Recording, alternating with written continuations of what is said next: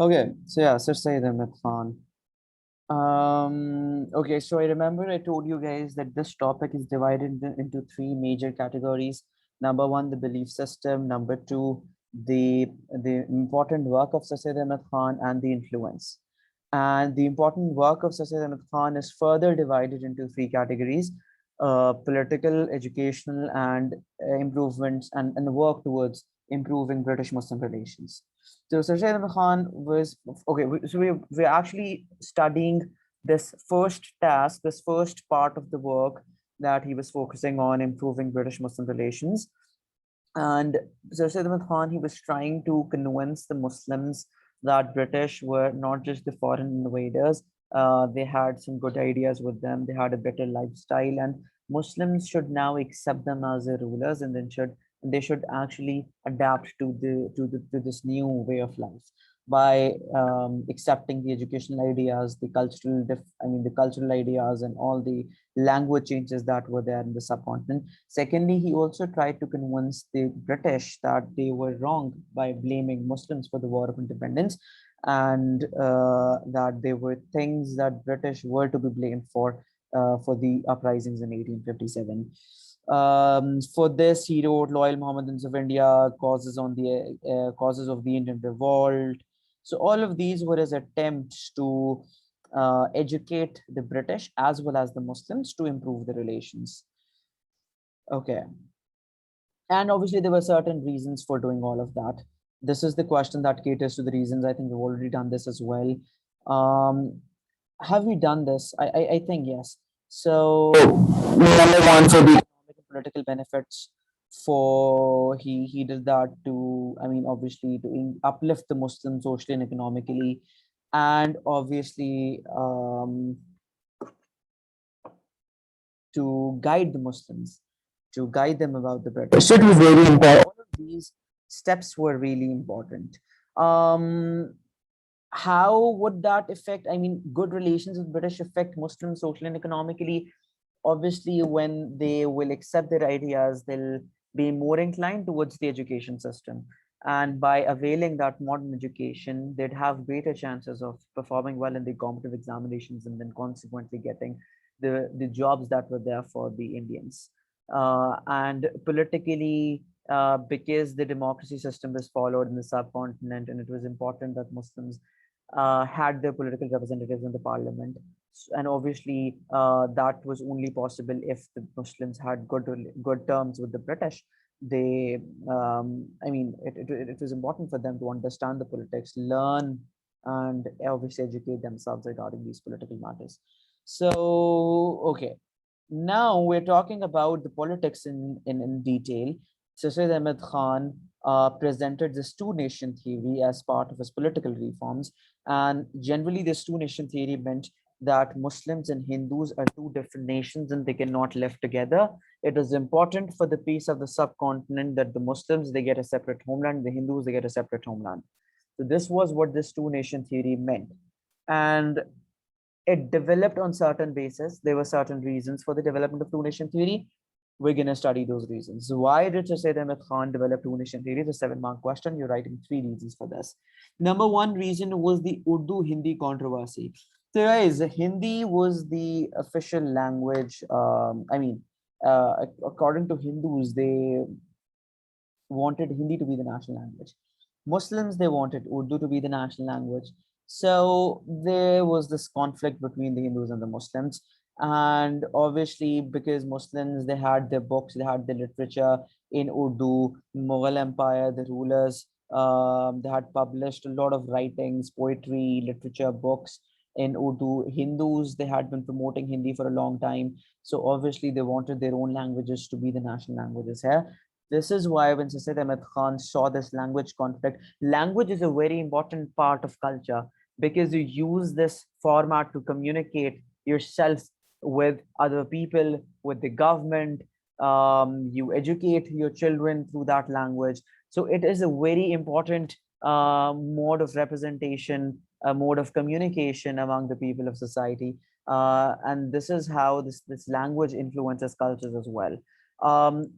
Having a conflict based on languages, such as the Hindi-Urdu controversy was a major problem because it meant a cultural conflict. It meant a conflict between the ideologies of the Hindus and the Muslims. So when Sir Syed Ahmad Khan saw these issues propagating a lot in the subcontinent, he proposed this idea of two separate independent states known as the two-nation theory. Okay. Secondly, because of the democracy system, Sir Syed Ahmad Khan knew that the Muslims, they weren't represented according to their population, and Congress would win all the elections. And this is what was happening. Congress was winning all the elections because Hindus were in majority and Muslims were there in a permanent political crisis. This is why he wanted the Muslims to get separated, because getting separated, it meant that Muslims would have their own government, they'd elect their own representatives, and they'd represent themselves, and they'll be and they'll be in a majority in that country as well. So this is what I mean. He thought that this would be a perfect solution to end these political crises. Another factor for this two-nation theory was the competitive examinations. Congress demanded competitive examinations. British had introduced the system for the civil service. I mean, this was a compulsion at that time. Anyone who wanted to join the government service or the civil service had to take these competitive examinations for these employment opportunities. Congress supported these exams wholeheartedly. They were also demanding these exams in the subcontinent. Muslims rejected this idea because obviously they were not educated. They didn't know. I mean, they weren't aware of the English language as well. So Syed Ahmad Khan, in return, rejected this demand as well because he knew Muslims would never get that position, get the political representation if they went through this competitive examinations path, because obviously they weren't educated enough to take these exams. So when he saw that Congress was campaigning for these exams because it was in favor of that party, right? They'd get these exams cleared, they'd get the government post, and they'll get a chance to dominate all the other communities of the subcontinent. This is one reason as to why the exams were opposed, and this became a reason for the introduction of this two-nation theory. Guys, is this question clear?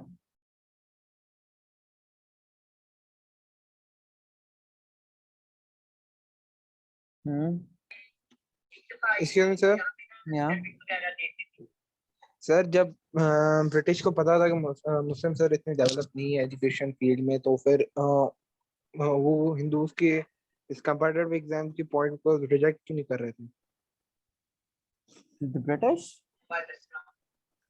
Sir British को जब पता था कि मुस्लिम sir इतने educationally advance नहीं है, तो sir वो जो हिंदूज कह रहे थे कंपैरेटिव एग्जाम्स हो, मेजॉरिटी सपोर्ट कर रही थी. Hindus were in majority, right? And the majority in the party Congress, which represented the majority of the population. And at this time, if you remember, Congress had campaigned for the representation of Muslims as well as Hindus.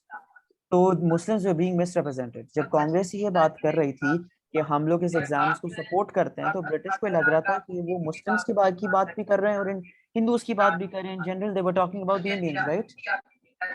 तो British को किसी ने ये नहीं कहा था कि Muslims misrepresent, मतलब कि मुस्लिम्स एग्जाम्स नहीं ले पा रहे, क्योंकि Muslims had no political party to present these demands at that time. And Congress was representing both the Hindus and the Muslims. Okay? So you can say that British weren't actually aware of what the actual situation was at that time. Ahmed, are you also clear with this?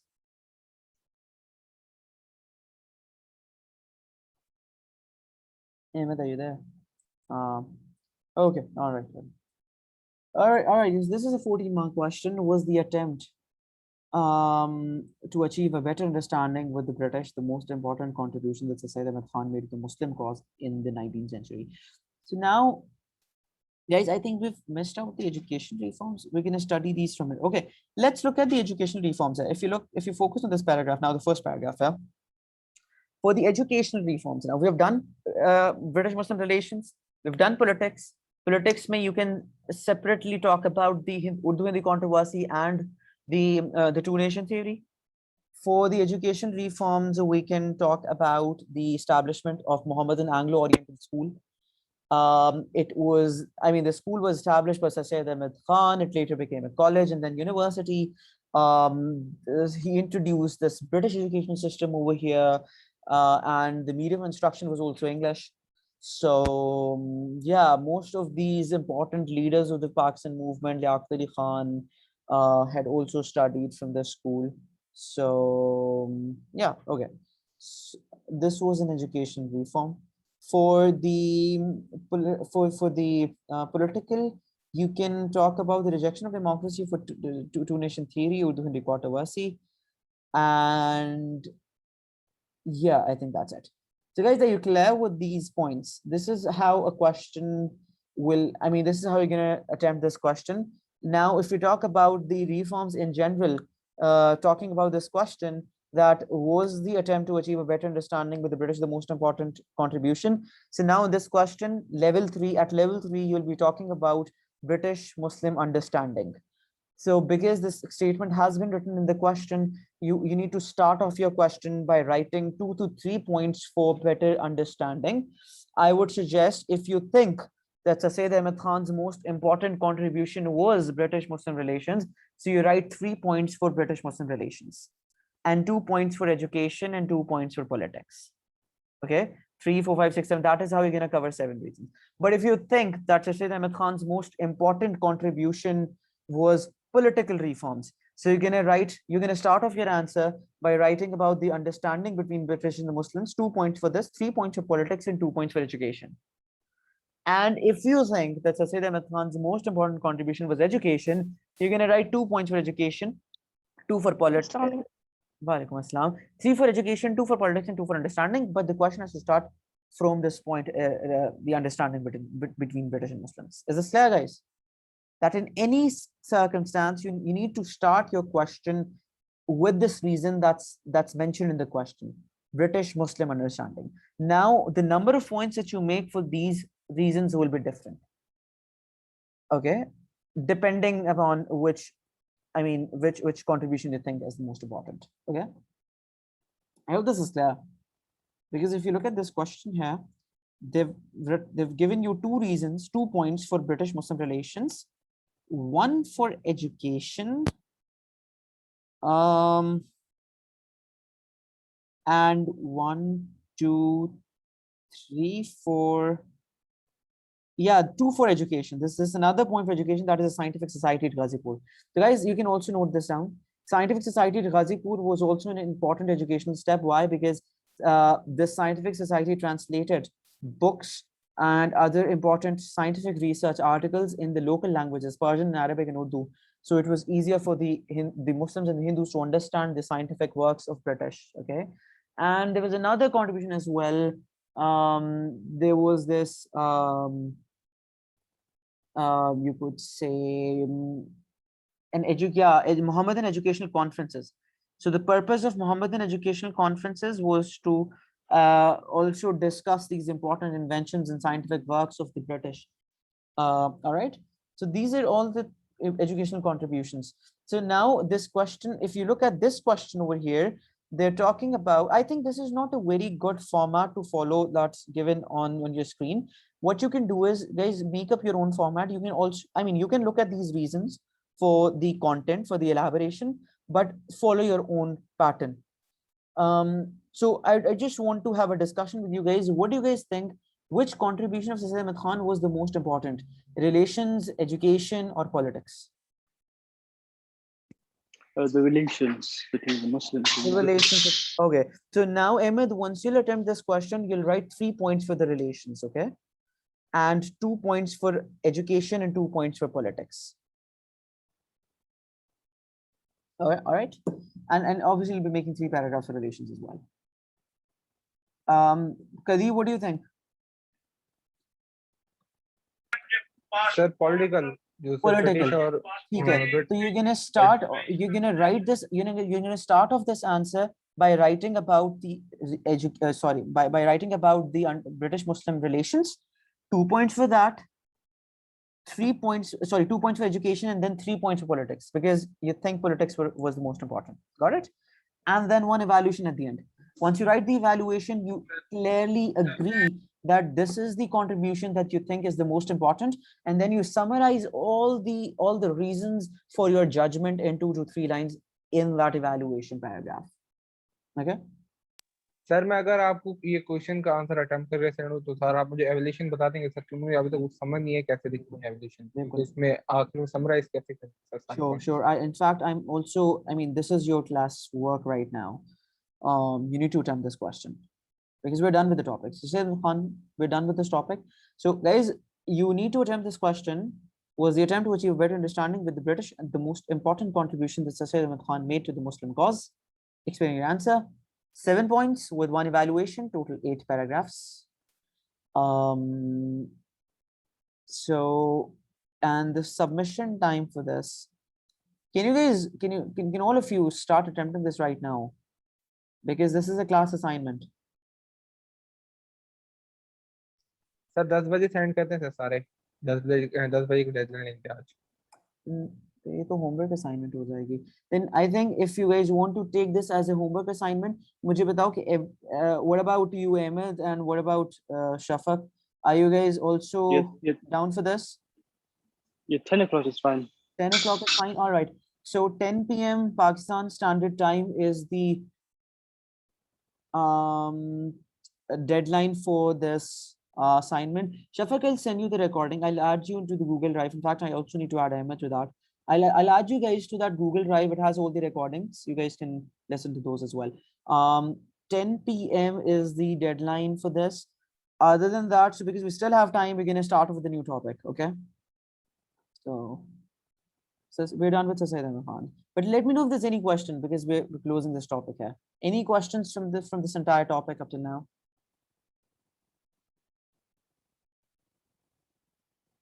No? So I'm guessing you guys are clear. Let me see which topic to start. No, sir. Now. Okay, perfect.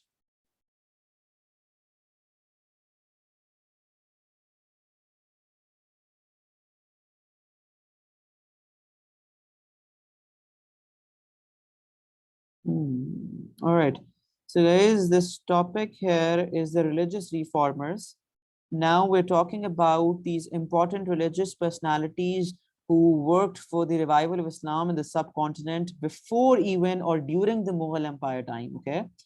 So we're actually moving a few years back in the history up till now, because you've studied all of the entrance of British, the establishment of East India Company. So you guys know what was actually happening. You guys also know the reasons for the decline of Mughal Empire. You know how the British had entered India and the political, social status of the subcontinent at that time. Now we're talking about the religious personalities who had worked for the revival of Islam during the Mughal time and even before that. So we'll be studying 3 important religious personalities: Shah Waliullah, Sayyid Ahmed Shahid Barelvi, and Haji Shariatullah. Separately. So we have these 3 questions here in front of us, 4-mark questions regarding these personalities. So we're going to just cover these 3 and you'll know who these people were and the work they did for the revival of Islam. Shah Waliullah. Shah Waliullah was basically a religious scholar whose real name was Qutubuddin, and he established this religious school, Madrasa Rahimi, in Delhi for the Islamic teaching. He also basically invited Ahmad Shah Abdali. Guys, you remember Marathas campaign against the Mughals during the Mughal Empire time during Aurangzeb's tenure. So Marathas were a great threat to the Mughal Empire at that time. And Shah Waliullah, he invited Ahmad Shah Abdali from Persia to basically defeat Marathas, to join forces with Mughal Empire to defeat Marathas. So this was an important work. He also translated the Holy Quran into Persian because Persian was the official language of the state at that time, and it was Quran in Persian meant that more people could understand that in their local language in a better way. He also wrote 51 books on the on the caliphs of Islam that basically were a symbol, a uniting symbol for the Shias and Sunnis. And he also wrote some important books on the Islamic principles. For example, Hajatullah al-Baligha. This is and Izzat al-Aqwa. These are the two important books. You need to know, I think it's good that you know the names of these books. It'll obviously make your answers more strong. So here, Hajjatullah al-Balika and Izzat al-Aqwa, these are the two books that he wrote for the regarding the Islamic teachings and everything. And then he also wrote 51 books on the 51 books for the Shia and Sunni differences. Syed Ahmad Shahid Barelvi was a student at that Madrasa Rahimia. He was his time period started after Shah Waliullah, and he formed this jihad movement against the Sikhs, because Sikhs in Punjab and Sindh at that time, they were a threat to the Mughal rule as well. We've studied about the annexation of Sindh and how the British, they defeated the Amirs of Sindh and Ranjit Singh, who was ruling in Sindh at that time in Punjab.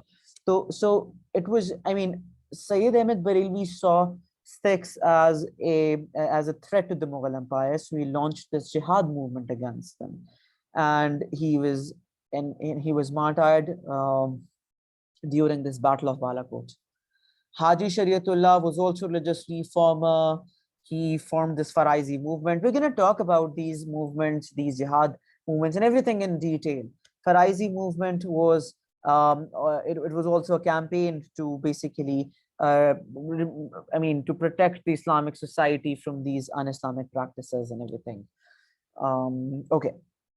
Now, there are a few more 4-mark questions. Ahmad Shah Abdali, he's also known as Ahmad Shah Durrani. He defeated Marathas at Battle of Panipat. He was invited by Shah Waliullah to save the Muslims. Okay. Faraizi movement, this was the movement of Haji Shariatullah. So this movement was founded in Bengal, and the purpose of it was to ensure that the Muslims, they follow the Islamic practices strictly and that they knew their rights. After Haji Shariatullah's death, this movement was continued by his son Mohsinuddin. Okay. Then, okay, who was Mohsinuddin? There could be there could be a question on this as well. So Mohsinuddin was Haji Shariatullah's son. He continued the Faraizi movement. He divided Bengal into zones. Do you guys remember the Mansabdari system of Akbar? It was pretty similar to what the principles that Mohsinuddin was following, dividing the provinces in different zones, appointing governors for each zone, right?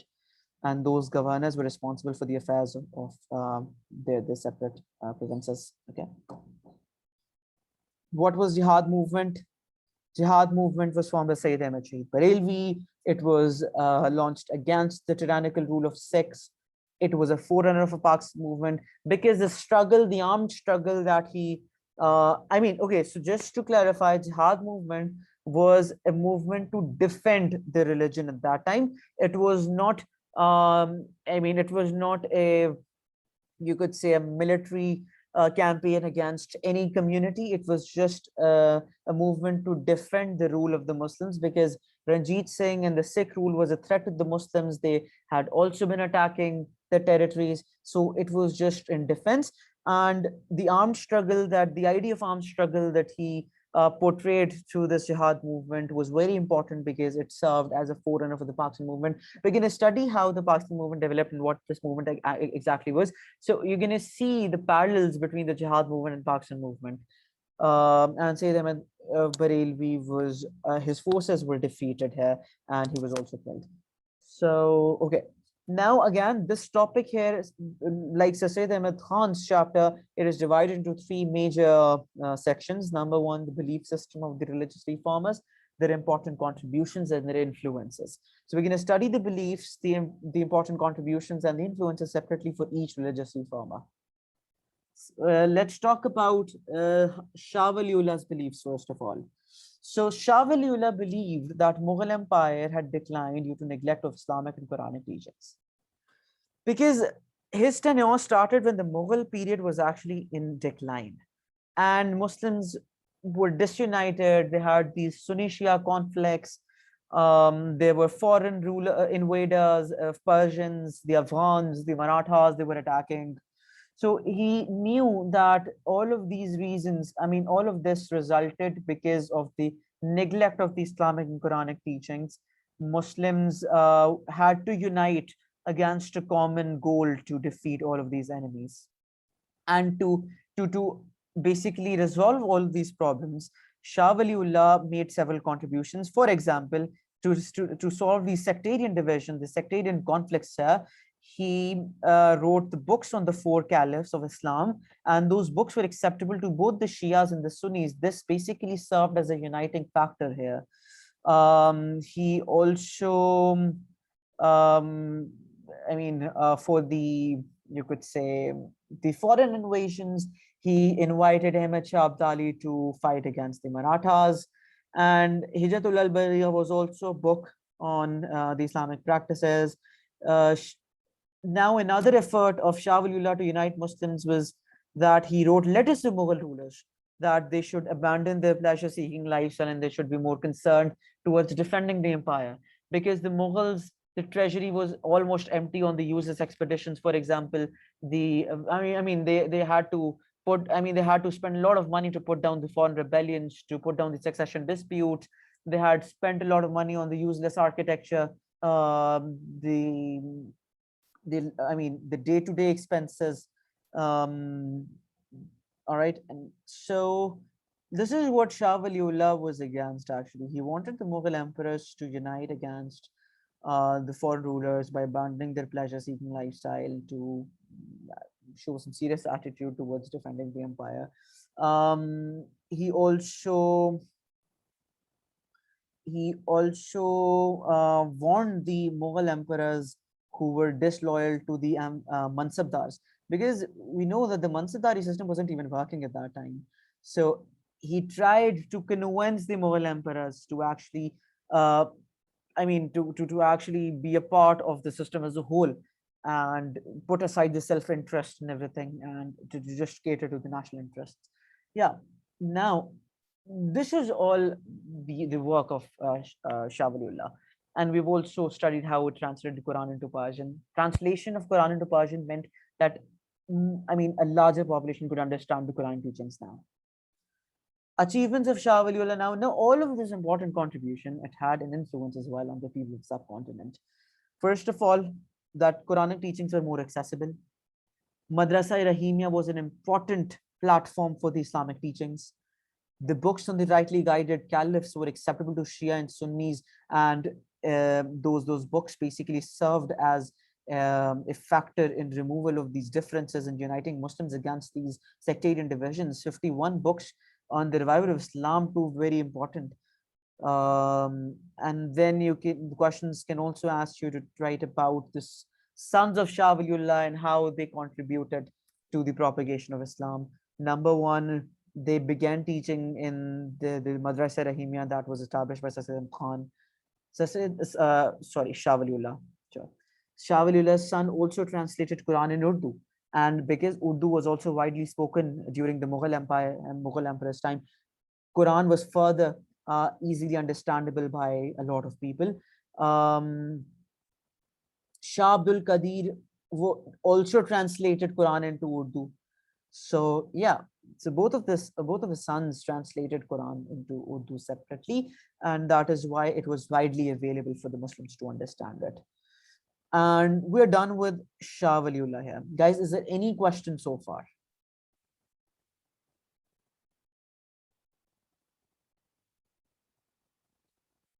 Abdur Rahman, you joined a little late. Yes, sir. So how are you gonna cover up then? I have started already with my previous sir. Okay. So I have this lecture recorded as well. If you want me, I can share the recording with you. So so you can. Okay, sir. All right. Perfect. What you need to do is you need to share your email address in the group. I'll add you to the Google Drive. Okay, sir. I haven't started Shah Waliullah, but I have completed from 1906 to 1947. Okay. Perfect.